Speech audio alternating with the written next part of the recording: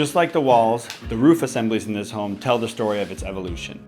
In the most recent addition done in the 2000s behind me, there was already closed cell spray foam in the roof line, just like in the top floor of the house. But in this middle edition done in the 90s, there was a vented cathedral assembly with fiberglass insulation, soffit vents, and a ridge vent.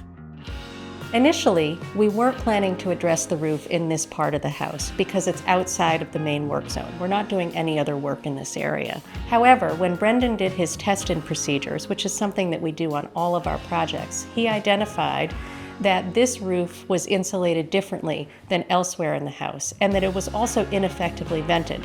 There's a dormer here in the front where the soffits do not connect to the ridge vent, and there's a different roof slope here in the back where the soffits only connected up to the higher slope by 2 small drill holes up through the framing. And so that means that there would be air movement and moisture in places that we didn't want it to be. So this presented a real opportunity that we wanted to make sure we address as part of the project.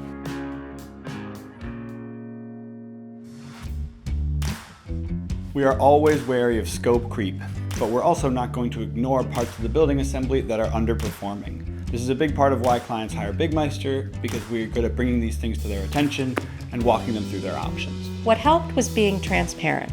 We explained not just the issue, but the benefit of fixing it now, while they had moved out of the house and while we're on site to do all of this other work.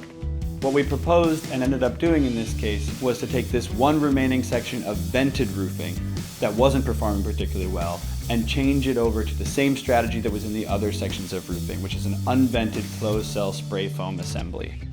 This gave us a chance to do something that we knew would last, which is important to us as well as to our clients. It allowed us to insulate and air seal the entire roof properly, which we knew would allow it to stand the test of time. It's not just about insulation values on paper. It's all about continuity. We want the control layers of air, vapor, and thermal to all work together to make the house high performance and more comfortable to live in. The homeowners saw the value of this immediately. This wasn't just a repair, it was an upgrade in an area of the house that was underperforming. This is really a lot of why we do what we do in working on existing buildings, looking deeper behind the surface to try to find what can be a good opportunity to leverage to make the home better perform for a long time to come.